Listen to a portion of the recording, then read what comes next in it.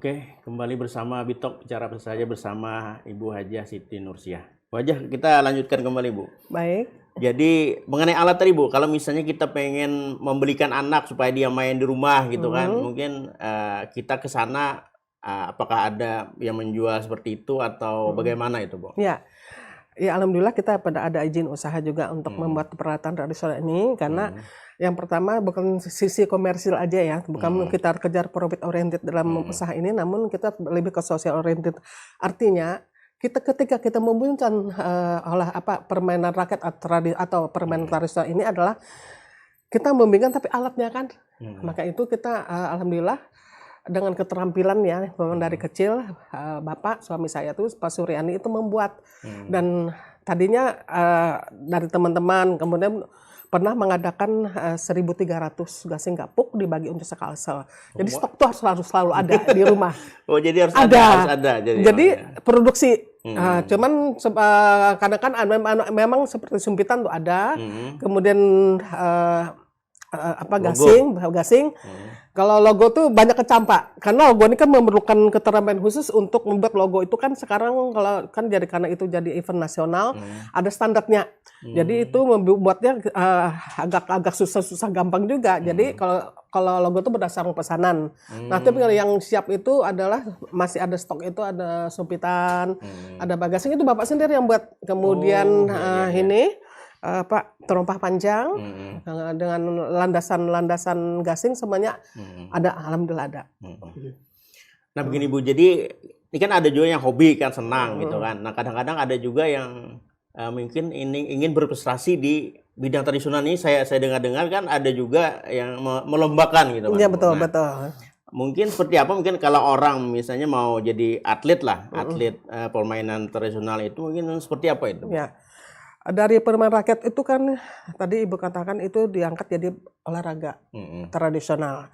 Itu ada proses dan itu ditetapkan dalam satu rapat kerja di Yandasana Kormi. Jadi Kormi ini adalah suatu organisasi, itu Komite Olahraga Masyarakat Indonesia. Kormi ya, Masyarakat Indonesia ini itu yang mengkoordinir untuk olahraga tradisional yang dibagi salah satunya itu adalah salah satu olahraga tradisional atau disingkat OTKB. Ada 3 komisi yang di bawah Kormi ini, yaitu olahraga tantangan, kemudian olahraga kesehatan kebugaran, yang ketiga tuh tradisional. Nah dari sini membentuk lagi jadi induk organisasi olahraga, induk organisasi olahraga tradisional. Di sana ada beberapa genre atau jenis olahraga tradisional yang masing alhamdulillah untuk lari balok ya kami sebagai di tempat itu olahraga pengurus kota lari balok itu ada di Pendamai, kemudian pengurus kota gasing itu juga ada di Pendamai. Untuk provinsinya pusat latihan lari balok itu provinsi Pak Suryani yang pegang. Nah itu dilatih anak-anak ya karena dilatih khusus di situ. Semua cabang olahraga atau jenis olahraga untuk tradisional ada di sana. Ketika mereka berbakat untuk katakanlah di egrang atau batung kau itu kita serahkan ke inorganya karena masing-masing ada pegang. Kemudian mereka berprestasi kan dia berprestasi yang di bidang terompah panjang. Kita bina terus tuh di komunitas ini namanya komunitas olahraga tradisional. Kalau kita berprestasi kita serahkan ke inorganya masing-masing. Tapi untuk lari balok kita khusus kita yang bina langsung karena kita yang pegang inorganya. Dan alhamdulillah untuk lari balok ini sudah nasional. Sudah mendapat emas. Kita 4 kemarin yang semuanya masuk final dan dari sekian berapa ratus ini alhamdulillah kita mengirim cuma 1 dapat emas. Malah mecah rekor nasional. Kalau yang yang di olahragakan dilombakan itu festivalkan ya. Iya, di festivalkan itu biasanya olahraga apa yang biasanya ada di tempat kita ini, Bu? Semuanya jadi masuk gasing ya. Ada logo itu. Kecuali olahraga seperti yang tidak ada enorga di sini kan masih olahraga seperti dagongan itu belum karena itu asli Jawa. nilai lingkungan. Tapi mudah-mudahan karena Indonesia kita juga berusaha, sudah ada tuh alatnya paring lah, bambunya sudah ada di Penamai itu, tinggal kalau tarik tambang begini, kalau dagongan kan begini. Jadi gebuk bantal juga sarananya ada di Penamai. Gebuk bantal itu salah satu olahraga tradisional yang dia difestivalkan di nasional. Dari festival olahraga kota Porkot namanya, kemudian kalau di provinsi namanya Forda, untuk nasional tuh Fornas, seperti itu. Jadi olahraga tradisional ada di Indonesia ini, kita buat juga inorganya di kita daerah Kalimantan Selatan seperti itu. Jadi alhamdulillah semuanya ada prestasi lah. Iya. Di situ ya mencapai prestasi. Jadi anak-anak sambil bermain bisa mencapai prestasi. Ya seperti itulah. Apa namanya? Ada motivasi. Happy kan. Iya betul. Mungkin seperti apa Bu? Mungkin cara melihatnya ketika anak main kan gitu. Oh ini kayaknya punya bakat nih orang. Nah, mungkin kayak itu Bu. Jadi begini, kita petakan anak-anak ya. Kita petakan anak-anak main, kita lihat potensi mereka dan mereka bisa memetakan diri sendiri.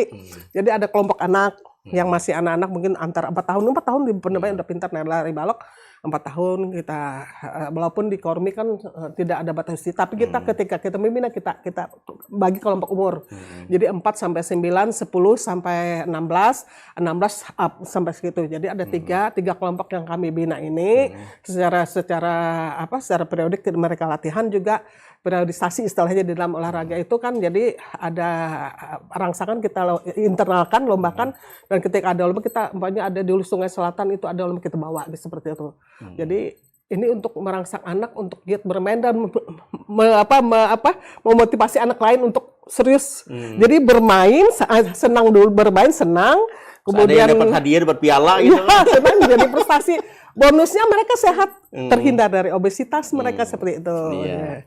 Ini Bu, ini ada pertanyaan nih Bu dari netizen Bu, namanya KDJ Putri. Siap. Ada TikToknya kah Bu? Pinanya rame mon berkonten di TikTok di sana ya. Baru-baru ini kan ada Pewadahan Nananggaluh Banjar. Kita konten sini tidak punya TikTok karena kan usia ibu ya kadang-kadang terbatas dengan SDM ya, tapi kebanyakan bisa error. Tapi setiap mereka yang datang itu kemarin kebetulan ada Pewadahan Nananggaluh Banjar yang datang kemarin tanggal 20 Mei. Ibu katanya itu izin anak-anak para nananggaluh itu mereka membuat konten sendiri. Ya, konten sendiri ada di TikTok, ada di IG, ada di YouTube segala macam mereka membuat sendiri. Kemudian kemarin juga diberitakan juga di Bipas juga ya Nananggaluh Banjar kemarin berkunjung. Setiap mereka berkunjung sana ada TikToknya. Malah untuk IG itu kemarin membagikan pada saat kita ada diundang untuk memperagakan di Jalan Mangkurat. Waktu itu Paman Birin kan melaksanakan terisa sampai berapa juta tuh dibagikan, sampai kita dapat apresiasi dari luar negeri, dari Amerika Serikat, dari mana-mana tuh mengirim ke kami, tapi yang ngirimnya bukan Bunda, orang lain gitu. Tapi mereka jadi yang bikin TikTok, yang bikin konten itu bukan dari pihak Bunda kan? Kecuali bikin real seperti itu aja. Terbatas haknya. Yang buat IG kan? IG ya itu. Jadi yang ngirim itu membagikannya udah 7.000 lebih. Kemarin Ibu lihat berapa belas juta kemarin ya. Udah dapat apresiasi juga dari Amerika Serikat kemarin, dari mana-mana. Itu luar biasa. Masa tersanjung juga Bunda senang gitu ya, walaupun bukan Bunda yang dapat apanya gitu. Jadi kalau misalnya makanya disediakan wifi di situ mungkin buat konten gitu ya. Iya, ada wifi di sana, betul. Ini ada pertanyaan lagi nih Bu, ini dari Darwin 00. Ada kegiatan mingguan atau bulanan yang rutin kah Bu di sana? Sebetulnya jadwal khusus sih kita on aja. Jadi yang datang tuh kan banyak ya di sana ya. Kita juga berkunjung ke Songsal kemarin juga dari SMA 7 banyak juga sekali konten yang ngirim-ngirim kepada ini Ibu katanya, mereka kan tahu itu Bunda Nur ya katanya Bunda Nur. Tidak ada waktu yang ditetapkan, silahkan datang. Jadi hubungi aja Ibu nanti, Bu kami mau datang, kami siapkan. Kita bermain bersama, apalagi membuat kelompok atau perorangan kita layani.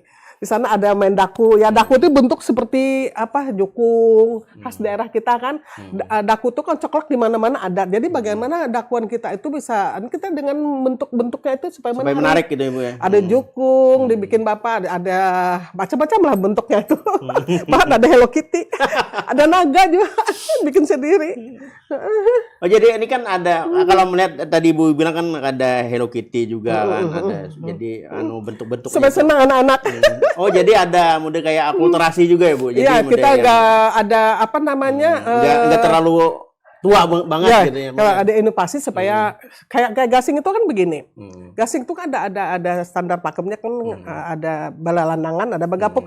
Tapi mereka dibikin atraksi. Jadi kayak lempar-lempar sambil pemain dilempar sampai di tinggi jadi atraksi malah jadi objeknya ya akrobatik. Akrobat ya. Malah jadi objeknya fotografer tuh kemarin berapa kali fotografer ngambil tuh juara. Bahkan jadi objek juga lomba video kemarin gitu. Kemarin salah Rizal ya kemarin juara satu ya di Banjarmasin. Mengambil objek di Pendamai. Dengan senang hati kami please welcome ke Pendamai seperti itu. Mungkin seperti ini kan kita nih membuat apa namanya ya melestarikan budaya gitu kan. Apakah ada bentuk apa namanya dukungan dari pemerintah mungkin seperti apa Bu ya dari seperti ini?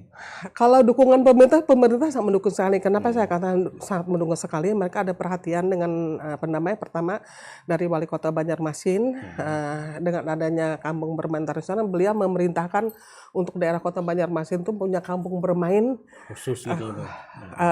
Target beliau kan 54 kampung bermain berdiri seperti Pendamai seperti itu. Oh jadi bukan cuma Pendamai ini sebagai satu pionir. Pionir gitu? Ya. Sekarang kan atas Pak Ibnu Sima selaku Wali Kota dengan melalui Kormi Kota, kebetulan Ibu kan wakil ketua 1 di Kormi itu, mari buat kampung bermain seperti di Pendamai seperti itu. Jadi ini sudah terbentuk kalau tidak salah berapa ya 28 kampung bermain.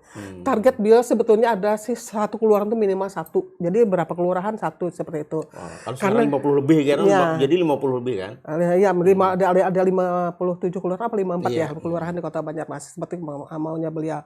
Dan tentunya kami sebagai warga Kota Banjarmasin merasa ikut berbahagia ya dengan bentuk kampung bermain karena wadahnya bermain anak menghindari dampak jadiat itu, kemudian ada komunikasi juga membangun holistik. Kemudian kalau di Pendamai itu bukan bermain itu aja, kita kolaborasi juga dengan seni budaya seperti itu. Jadi cerita-cerita rakyat itu kita angkat, kita buat suatu kita kolaborasi, kita pentaskan, festivalkan. Kemarin kami sebelum Covid itu kita bikin Karasmen. Karasmen hampir hilang kan? Oh iya di Banjar ini kita bikin panggung sama-sama dengan masyarakat. Jadi kita pentaskan seperti di mana di sana ada pesan anak-anak tuh alangkah eloknya bermain bersama seperti itu daripada kita yang online lebih baik offline seperti itulah.